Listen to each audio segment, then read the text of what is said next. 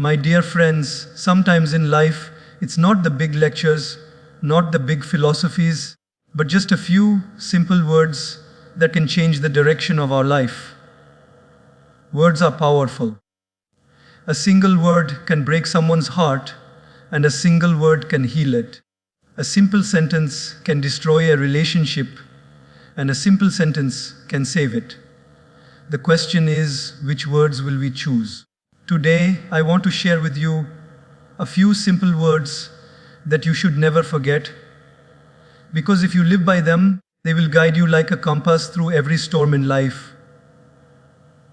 Thank you. Two of the simplest words in the English language, and yet so often forgotten. My friends, gratitude is not just a polite response when someone hands us a glass of water or when someone opens the door for us. Gratitude is a way of living. Think about it. How many things are happening right now that you didn't even ask for, but you're benefiting from? The breath you just took, did you create it? No. The food that kept you alive yesterday, did you plant every grain? Did you cook every meal? No. The sun that rises each morning, giving light and warmth, did you make it rise? No. The list is endless, and yet we live as if everything is owed to us. When you say thank you, sincerely, you are not just acknowledging the person in front of you, you are reminding yourself of how blessed you truly are. Imagine waking up tomorrow with only the things you said. Thank you for today. Would you have your parents? Would you have your health? Would you have your friends, your home, your peace of mind? Most of us would wake up with very little because we take so much for granted. I once met a man who was struggling financially, physically, and emotionally. He said, "Swamiji, I have nothing to be thankful for." I told him, "Close your eyes. Now open them again. Do you see me?" He said, "Yes." I asked, "How much would a blind man pay just for that ability?" The ability you take for granted every second of your life. Tears welled up in his eyes. He understood in that moment that gratitude is not about counting what's missing, but appreciating what's already there.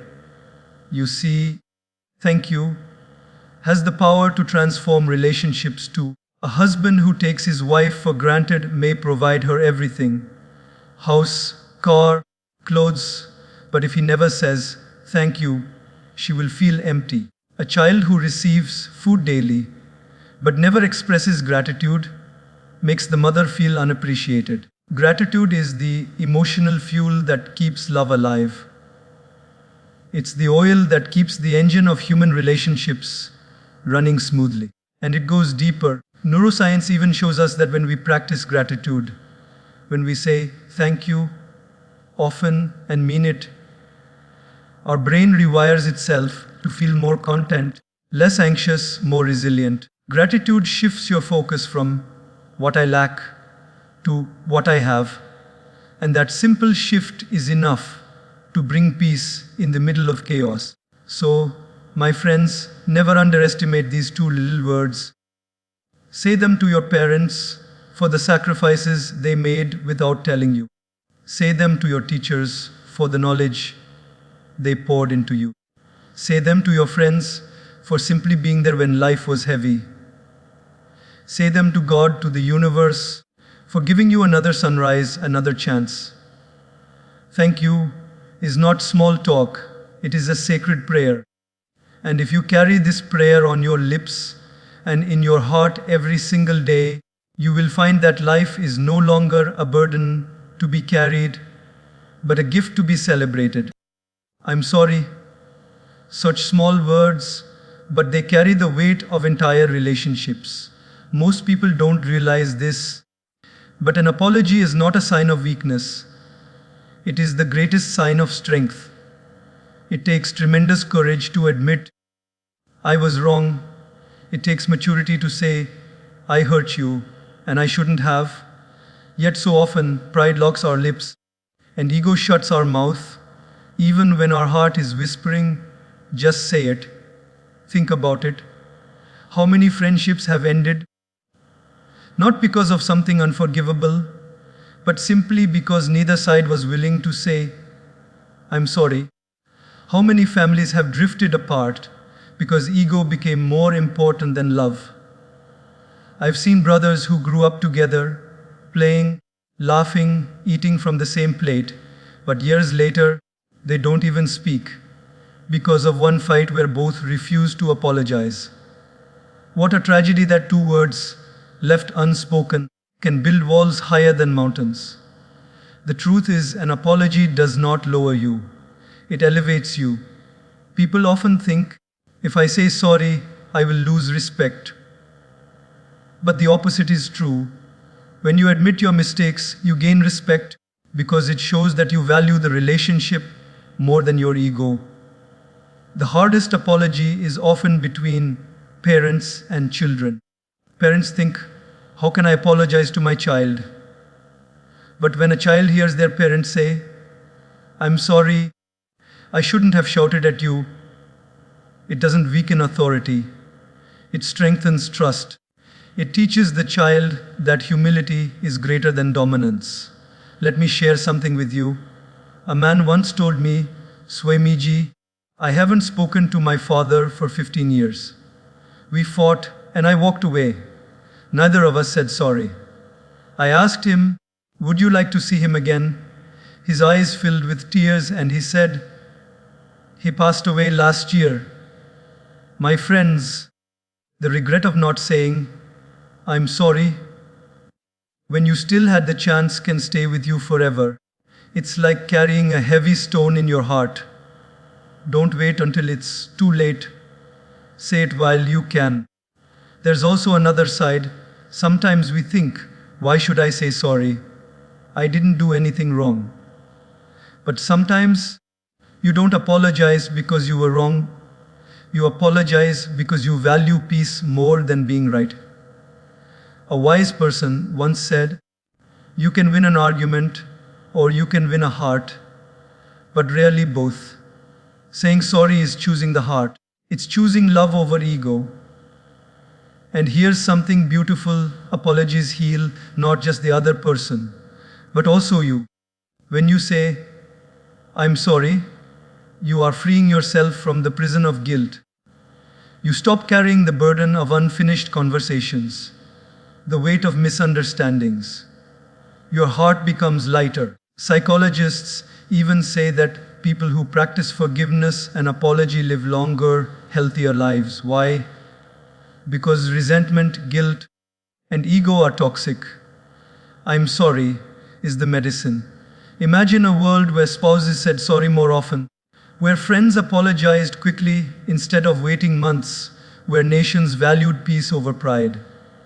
How many wars, how many divorces, how many broken homes could have been avoided? All because of two words, I'm sorry. So, my dear friends, don't let ego steal your relationships. Don't let pride silence your heart. If you've hurt someone, if you've misunderstood someone, if you've neglected someone, go to them and simply say, I'm sorry. These words may not erase the past, but they can open the door to a future you thought was lost. And in the end, that's what matters. Not who was right, but who had the humility to protect love. Please. Such a gentle word, yet it has the power to soften the hardest hearts and open doors that force and authority can never unlock. My friends, the way we speak reveals the way we think. When we use words like please, we are not just being polite, we are showing humility. We are saying, I respect you enough to ask, not demand. I value you enough to request, not order. And this attitude can transform every interaction we have. Think about the last time someone asked you for something. If they said, give me that pen, it felt cold, didn't it? But if they said, could you please pass me that pen? Suddenly the same request carried warmth, respect, and dignity. The pen is the same, but the feeling is different. The power of please is not in the letters, it is in the respect it conveys. Sometimes we underestimate small courtesies. We think they don't matter in the bigger picture of life. But remember, relationships are not destroyed by big earthquakes. They are eroded by small tremors, by repeated rudeness, by forgotten kindness, by neglected courtesies. Saying please may look small, but it is one of those threads that hold the fabric of human connection together. I once heard the story of a young boy who walked into a bakery. He had very little money, but he wanted to buy a piece of cake. He looked at the baker and said, "Could I please have a small piece of cake?" The baker, touched by the boy's politeness, gave him not just a small piece, but a larger one, and even added a cookie for free. Now imagine if the boy had walked in and demanded, "Give me cake." The baker might have thrown him out. Courtesy multiplies blessings. Rudeness reduces them. And it's not just about strangers. It's about how we treat those closest to us.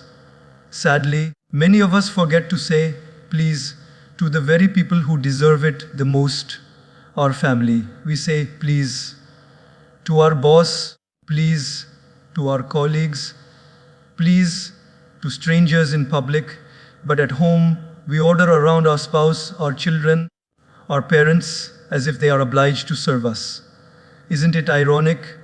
We treat outsiders with more respect than those who love us most. My friends, if you want harmony in your home, sprinkle the word please in your conversations. Instead of bring me water, say, could you please bring me a glass of water? You will see how even small courtesies create an atmosphere of love instead of obligation. Please is also a reflection of humility. It is an acknowledgement that we are not entitled to everything, that people do not exist to serve us. It removes the arrogance of command and replaces it with the grace of request. And humility, as you know, is the foundation of all greatness. A person who says, please, often is not small. They are elevated in the eyes of others because respect breeds respect. Even in leadership, please is powerful. A boss who says, please complete this by evening, will inspire far more dedication than a boss who says, finish this by evening. One is a tyrant, the other is a leader. One demands obedience, the other invites cooperation. History shows us that the greatest leaders were not those who forced people with fear, but those who inspired people with humility. And humility is heard in the small word, please. Let me remind you of something deeper. Our prayers to God are also filled with this word. When we fold our hands and ask, please bless me, please guide me, it comes from a place of surrender. If please can move the heart of the divine, can it not move the heart of humans? When we stand before God, we never demand, we always request. If we can use humility with God, let us also use it with people. Please is not a formality, it is a philosophy. It is the recognition that kindness is more powerful than authority, that gentleness is stronger than force, that respect is greater than pride. Never underestimate this simple word. In a world where people are quick to shout, to demand, to command, be the one who softens the noise with humility. Because sometimes the difference between conflict and cooperation, between rejection and acceptance, between distance and closeness, is just one word. Please. I understand. My dear friends, these two words are among the greatest gifts you can offer another human being. Most people in this world are not longing for someone to solve all their problems.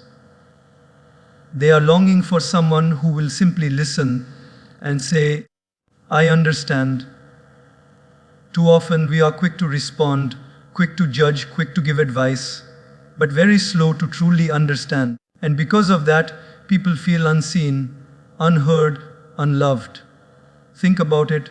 How many times have you been in pain only to hear someone say, "Don't worry, it's nothing," or "Move on, it's not a big deal"?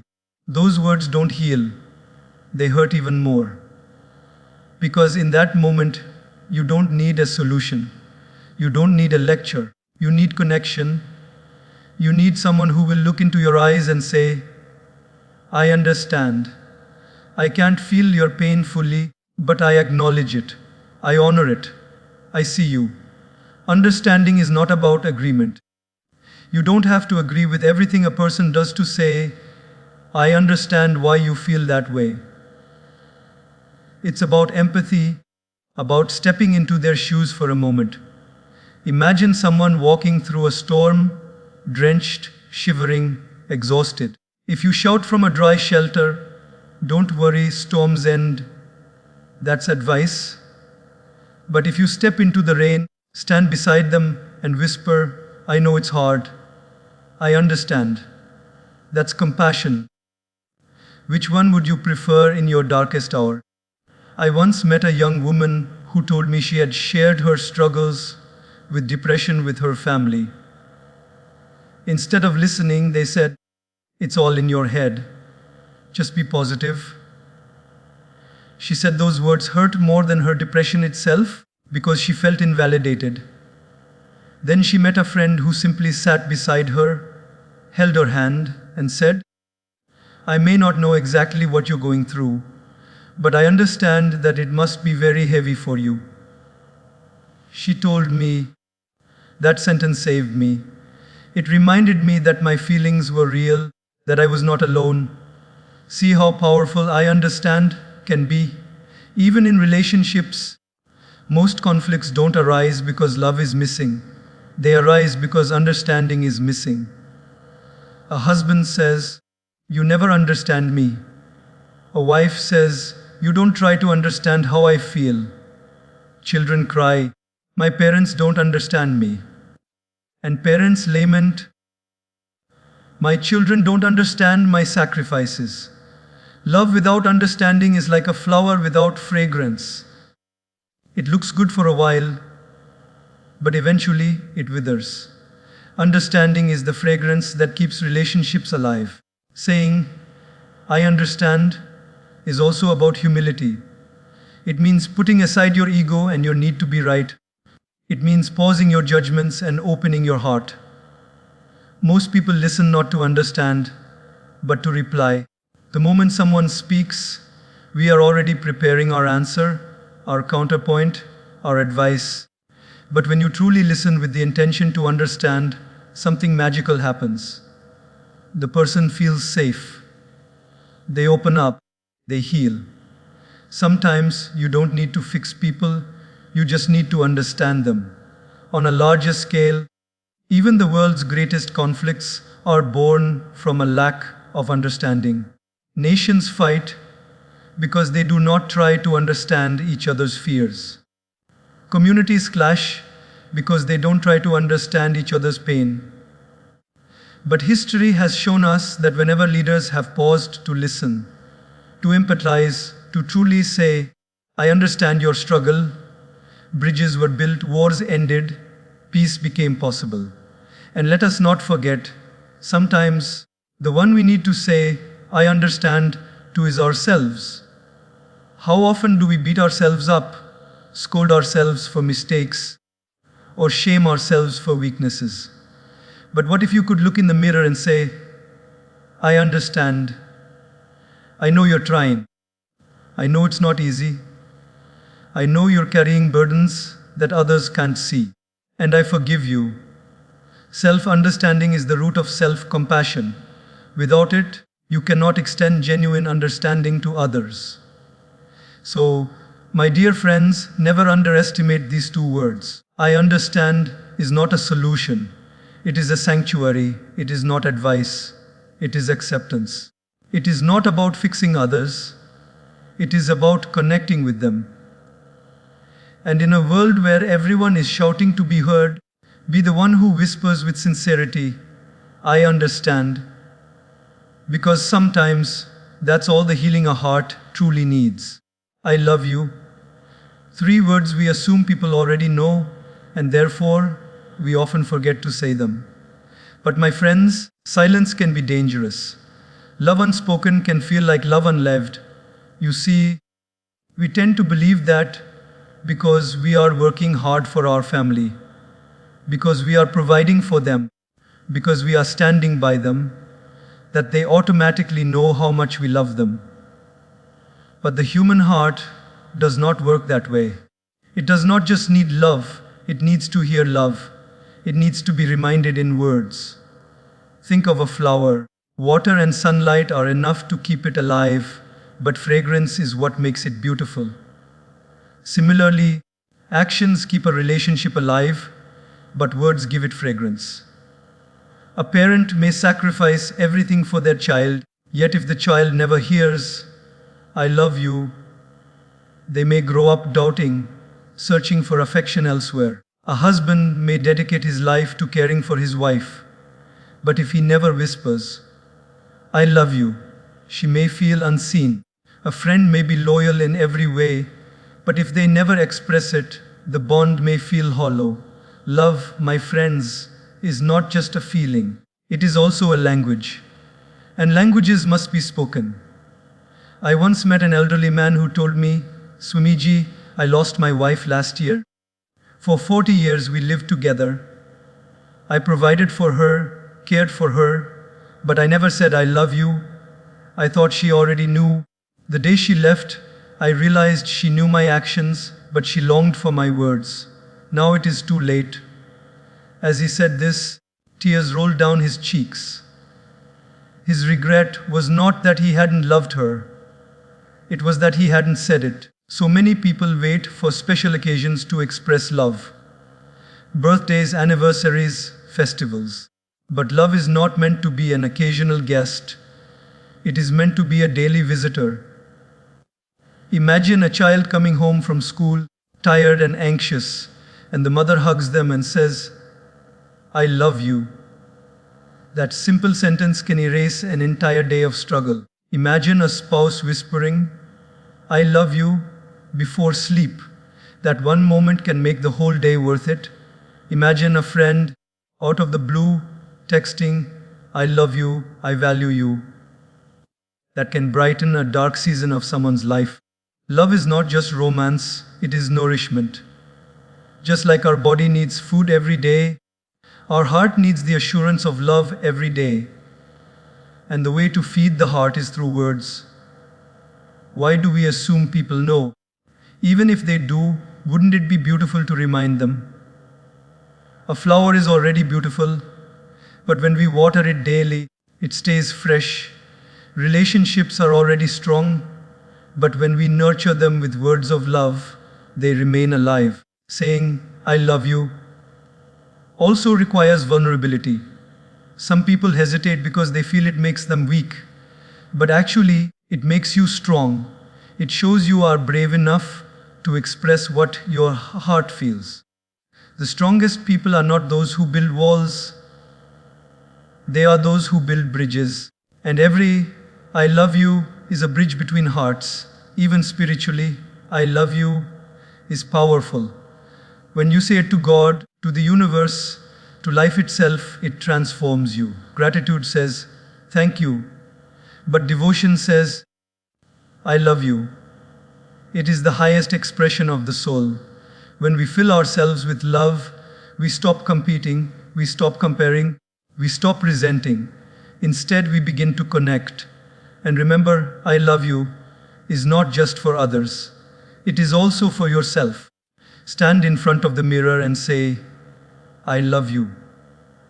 Too many people speak to themselves with harshness, criticism, and blame. But you cannot pour love into others if your own cup is empty. Love yourself, forgive yourself, cherish yourself, then you will have the capacity to love others more deeply. So, my dear friends, never underestimate the power of these three words. Say them to your parents, even if you feel shy. Say them to your spouse, even if you think they already know. Say them to your children every single day. Say them to your friends when they least expect it. Because at the end of life, nobody says, I wish I had worked more hours, or I wish I had earned more money. They always say, I wish I had expressed more love. Don't wait for that regret. Start today. Start now. Look at someone you care about and say it from the heart. I love you. I forgive you. These three words can break chains that years of silence cannot. My dear friends, forgiveness is not just about setting someone else free. It is about setting yourself free. When we hold on to anger, when we carry grudges, when we replay the same painful memory again and again, it is like drinking poison and expecting the other person to die. Resentment corrodes our own heart far more than it ever hurts the one who wronged us. Forgiveness, therefore, is not a favor you do for someone else.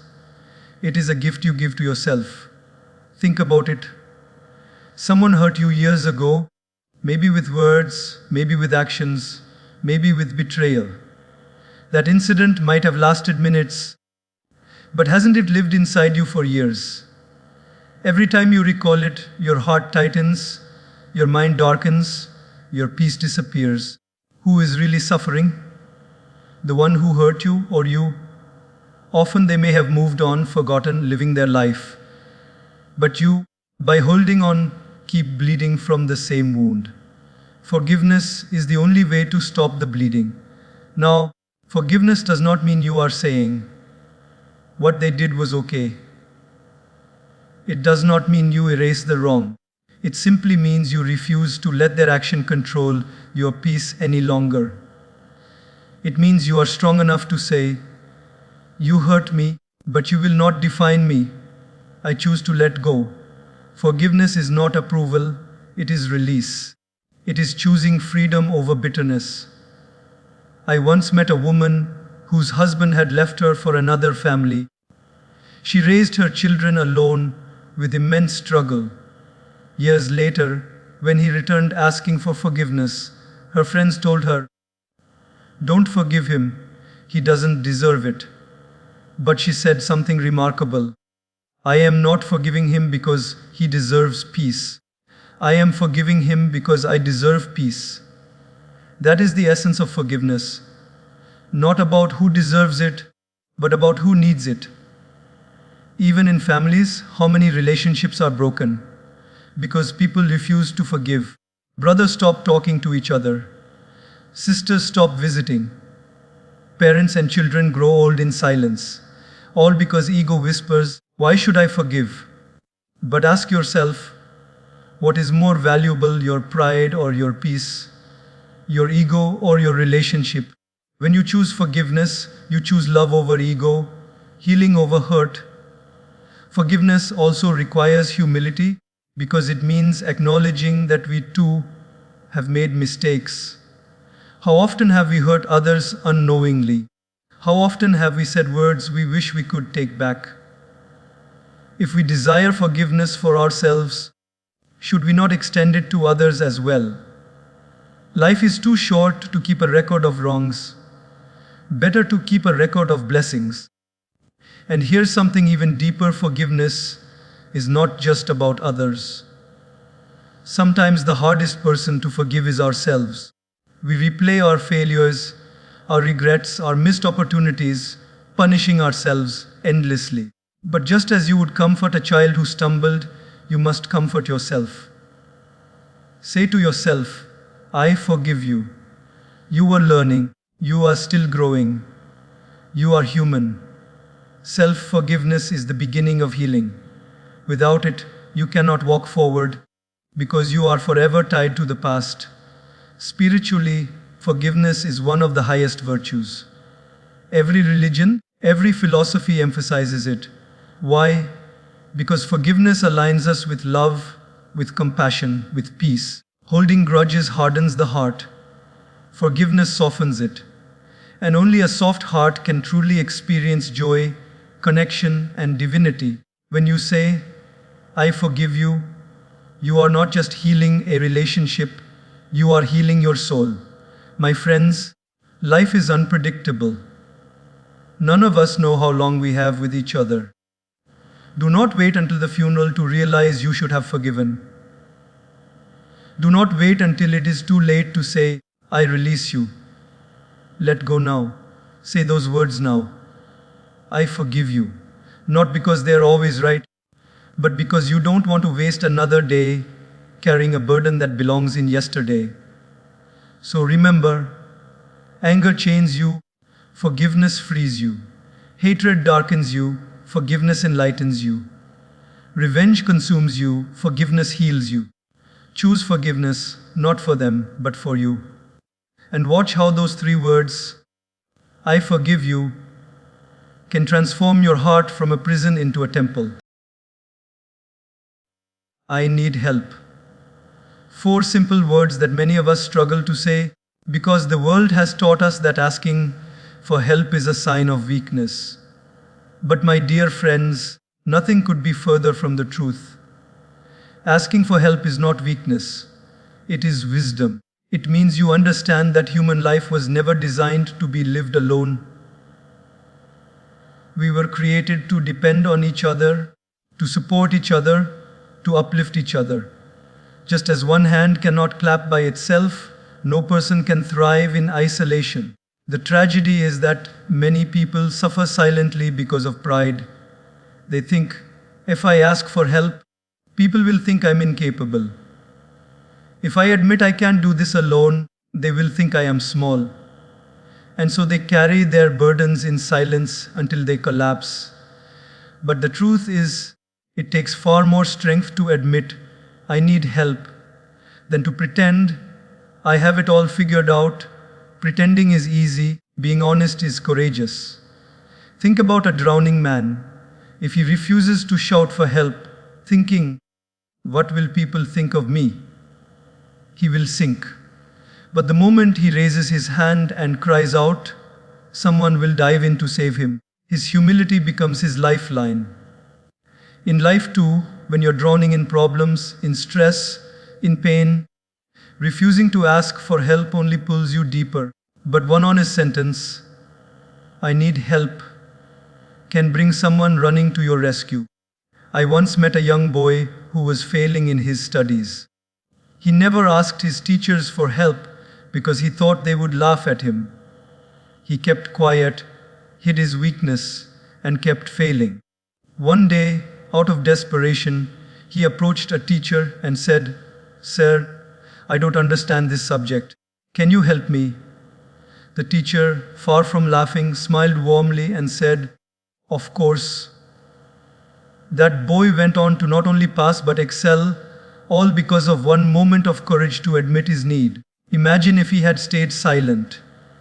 He would have carried failure and shame when all he needed was guidance. Even in relationships, I need help is powerful. A husband who is struggling silently with stress may snap at his wife, creating distance. But if he says, I need your help, I'm going through something, suddenly she feels trusted, included, connected. A parent who admits to a child, I need help with technology, not only learns but also builds a bond of humility and openness. When you ask for help, you are not lowering yourself. You are inviting someone into your life. You are saying, you matter to me. I trust you enough to share my struggle. That builds intimacy deeper than any pretense of strength ever could. Spiritually, too, asking for help is essential. Every prayer we say is, in essence, I need help. We fold our hands before God and say, please guide me. Please protect me. Please strengthen me. If asking for help were weakness, why would every religion teach us to pray? In fact, it is the highest humility to admit, I cannot do everything by myself. I need divine help. And that humility attracts grace. The irony is that while we hesitate to ask for help, we often love helping others. When a friend calls us in trouble, we rush to their side. When a loved one is struggling, we want nothing more than to be there for them. So why do we deny others the same joy by refusing to ask for their help? Allowing someone to help you is also giving them an opportunity to love, to serve, to feel useful. It strengthens both hearts. Of course, not everyone will respond, and that's okay. Sometimes, when you ask for help, some may ignore you. But don't let that close your heart. There will always be someone, maybe a stranger, maybe an unexpected friend, who will appear as an answer to your cry. The universe has a way of sending helpers when you're humble enough to admit your need. And let us not forget, sometimes the hardest person to ask for help is ourselves. We live in denial of our own pain, our own exhaustion. We keep pushing, keep carrying until we break. But true self-love is when you look in the mirror and say, I need help. I need to slow down. I need to heal. I need to take care of myself. That honesty is the beginning of recovery. So, my friends, don't let pride keep you in chains. Don't let ego drown you in silence. There is no shame in saying, I need help. In fact, it is one of the most powerful things you can ever say. It invites connection, it opens doors, it allows healing. And when you speak those words, you are not proving your weakness. You are proving your courage to be human.